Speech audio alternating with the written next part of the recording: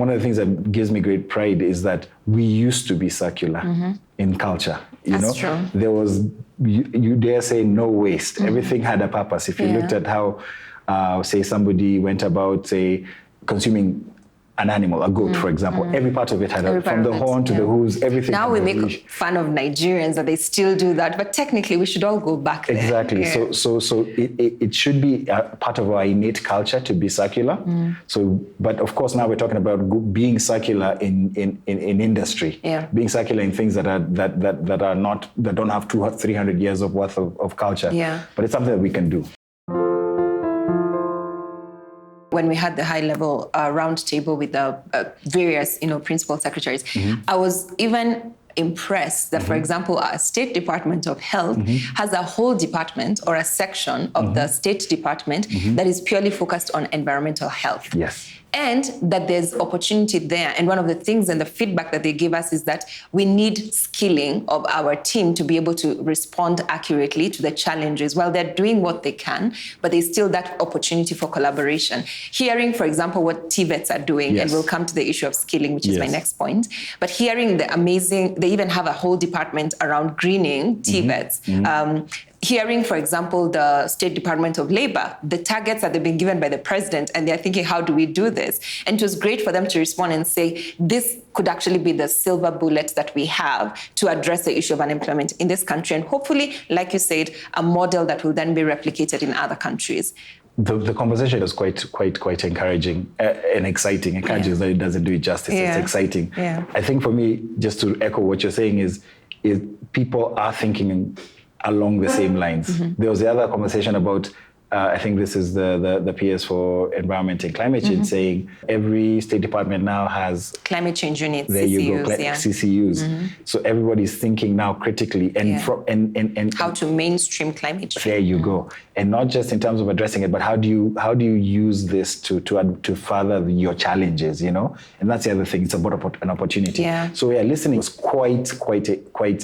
You sit back and say, wow, sometimes you look at the problems and you face to see that there's a change. People are thinking about, what you talked about, environmental health. For me, I was sitting there and I was saying, wow, this, we're not just talking about, I don't want to say basic, what's the right word? I don't want to get in trouble, but, we're not looking at basic healthcare. We're talking about more than that.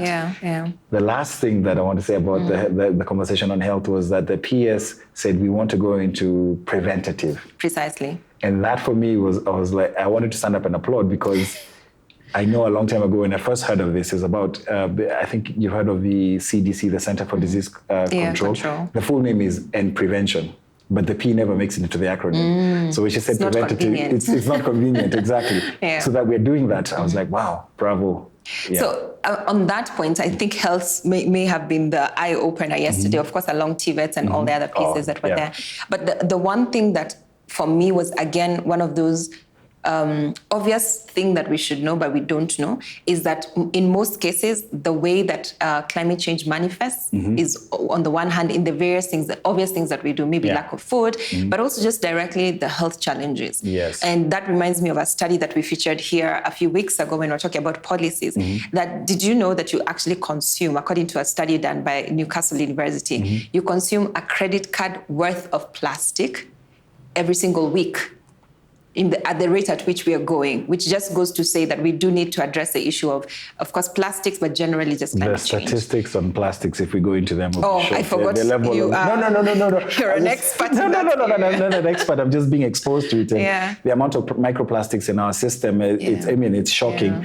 But you raised a point that you wanted to come back to on TVETs. Yes, I wanted to ask about, or rather highlight just the issue that's been coming up, especially in the consultations, that there's been a disparity between what they're training and then what the enterprise is looking for, or even what finance, the people that have the money to put in to this kind of initiatives or entrepreneurs, they're seeing significant skills gap when it comes to that. And I think one of the things that was highlighted, we had Anne here earlier, and one of the things that she highlighted that Kenya is doing is a dual TVET approach, which you have 50% of your curriculum covered in class, but now 50% has to be in the field, which is an amazing stride. The next one is the RPL, the recognition of prior learning, which is recognition of prior learning, which is recognizing those that have been working in certain fields. And we had amazing feedback about even not losing our indigenous knowledge. Because some of the things that we are being told around food in terms of resilience, going back to things like cassava, doma, guashes, these are things that we grew up on, In fact, if our parents hear or if our ancestors hear what we are having for breakfast now, they'll be thinking, what? I mean, how is that helping your system? And now we're having to go back to fortified foods and the basic things about eating directly from the soil. And we're being told by Global North, but these are practices that we have had for the longest time as Africans, and we need to go back to them. And it was amazing to hear that the TVET is actually approaching the older generations, who they are calling the elders, when it comes to planting trees. They're using them as well to be able to speak and pass on that knowledge, the importance of this kind of tree, for example. And of course, this ties in very well with the 15 billion trees initiative by the president. The work that's going on in the TVET space, thanks to this series of conversations that we are having leading up to the workshop, for me has been quite revealing and also inspiring. That there is a national intentional strategy to green TVETs, and I think what's for me very, very riveting is that it's not about having a green course. It's about everything that you do, you think of sustainability and you think about it from a position, from a point of opportunity. Where are the opportunities? It's not just about the knowledge, Then I also really am encouraged with this, with the need to, or the recognition that there is a need to bridge the skills gap. I know that about I'll put a year to it, maybe 10 years ago, I listening to just, this is anecdotal conversations, people in the construction sector complaining that there were no artisans, the skilled artisans, and meaning with certification, that there was a scarcity of, right? That was not about green. It was saying that you struggle to get plumbers and electricians and mechanics and what have you, right? You have a lot of them informal, but not formal, right? And now that we are talking about not only feeling that, but actually even in the green space, meaning that we have technicians for, I don't want to say solar because it's a visible one. But energy is a big portion when you talk about green construction. It's a material that go in and then the maintenance of the building, which makes the building green. So of course, energy is a big So that's a big thing, and that government is leading from the front. Obviously working with development partners, the dual TVET model you mentioned, they're working with GIZ, funded by, I believe, the government of Finland and Germany and a few others. But the fact that there's all these things going on is quite, for me, again, this conversation, it means that there's a lot of people doing things. How can we dovetail it? Exactly. So that brings me to the third, May 3rd. Yes. And like we say, this is going to be it's going to be the pivoting or the pivoting sort of like space into the action bit of it. There's been a lot of feedback, a lot of engagement and consultations with different players or people in this space. And by this space, I mean green jobs and green skills development. And it's been exciting. I mean, the feedback shows that people are doing stuff, but you can still see there's silos, like you said, and then there are gaps in terms of the linkages between the different activities and the different initiatives that are going on. And then that's where government comes in. And the fact that government has come to the table and said, show us, let's work together to see how to make this into an actual way of monitoring the outcomes. Like what skills are required? Who's responsible for that? How do we support that? For example, we don't even know what are the 5 sectors, for example, that would move Kenya forward when it comes to creation of jobs. What are those factors? A lot of the investment that's coming in, especially around climate finance, it's going into specific areas. Energy is one of them when it comes to clean cooking solutions and all that. We also have agriculture, of course. We have transport in terms of e-mobility. But all these are based on what we read and hear. We recognize that there's need for in-depth studies to identify those top sectors, to be able to know if we put our 20% effort in this area, it will produce 80% of the results. Yes. What we've been doing up to now is putting 80% in 20% and getting, of course, 20% out because really it's a lot of activity but no tangible. The math is not mathing. The math is not mathing. And so on May 3rd, we'll be having this forum at KICC. And like I said in a previous episode, please feel free to register. Check out the registration links in the comment section below. They're limited spaces, so please do make a point of registering as soon as possible so that you get your seat at the table. And for you who's listening, you are either in the jobs space in terms of creating green jobs or creating green skills, developing green skills rather, or a young person and this interests you and it should interest you. So make a point of registering, be in the room to make sure that the specific concern that you have is actually captured and addressed when it comes to the implementation, which will happen immediately after.